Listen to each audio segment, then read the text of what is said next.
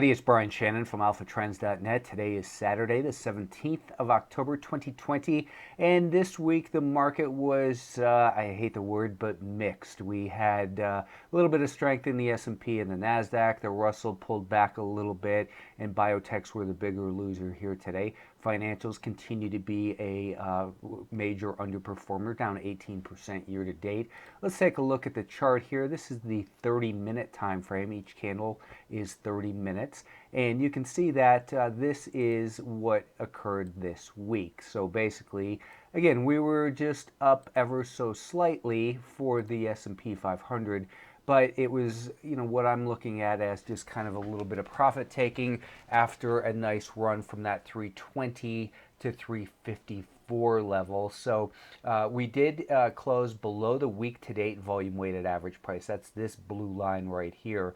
So we're undergoing maybe just a little bit of profit taking after, again, a nice rally. So if we see some further pullback, I will be concentrating on the potential for support down near 343. That's the month-to-date volume-weighted average price, and that's what I think is the major area.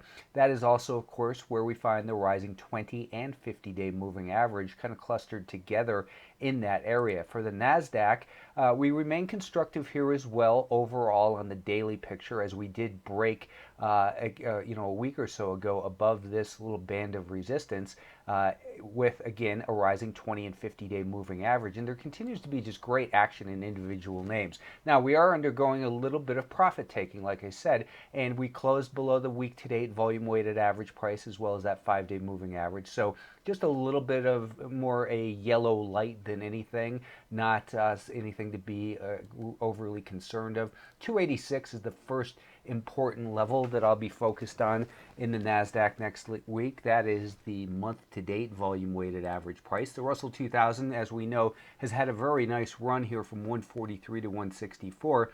This week it came down to the month-to-date volume-weighted average price and found buyers pretty much right on that level and recovered very quickly. So obviously the strength in the Russell 2000 here of recently was viewed as the pullback rather was viewed as an opportunity for some people who might have missed some of this strength in the Russell 2000. The weekly time frame, perhaps we're still headed up to close this gap from February of this year, and it remains a choppy, volatile market. Semiconductors are still just a couple points off of all-time highs here, so tough to be bearish on this group in spite of a little bit of profit taking and the fact that we are below the 5-day moving average and week-to-date volume-weighted average price. I think that next week it wouldn't be a surprise at all to see maybe some further profit taking down towards that month-to-date volume-weighted average price in there. The Biotechs, they also they were laggards this week, but again, they've had a great run here recently. So, this is what I had drawn in a couple days ago that I thought might happen. Now, so far we're not bouncing, of course, but we are seeing this pullback, and the month-to-date volume-weighted average price is trying to become an area of interest. The bigger level below that is the volume-weighted average price off of the September pullback right here, and that would get it down to 138. So back to the daily time frame, that's also approximately the 20-day moving average. I think that the Biotechs will need to kind of just settle down, hold up above that 137 level, and maybe towards the end of the week even they could set up again for another upside push. Financials are, of course, the dogs, and they have shown also this week that they opened pretty much at the high for the week and closed just below that volume weighted average price. They've had a decent run recently, but they are back below the declining 5-day moving average. The bigger level of importance is 24.5-ish. And as I had pointed out to subscribers, they have been major laggards. And here's this declining 200-day moving average that still keeps me somewhat negative on the group. But it has the possibility that we're creating an inverted head and shoulders pattern here. And that could develop over the next week or so, and we'll continue to keep an eye on it. They have been laggards, but maybe it's time for them to start showing a little bit of outperformance. We see that the 20-day moving average is flattened out, the 50 is rising, that 200-day moving average still declining though, so reason for caution. a lot of strength still. I'm still long some Apple. Now, Apple, I was looking at is hopefully, maybe next week if it can get back above this 122 and a half, 122-ish level, that maybe it's going to continue this attempted, break from this resistance. But if it breaks back below the low that it made on, what was that, Thursday, then I think you've got to look at this Apple as maybe it's time for it just to cool off a little bit more through time. Had some great winners at Alpha Trends recently. This SPT continues to be a major winner from this level in here in a short period of time, as does Grubhub.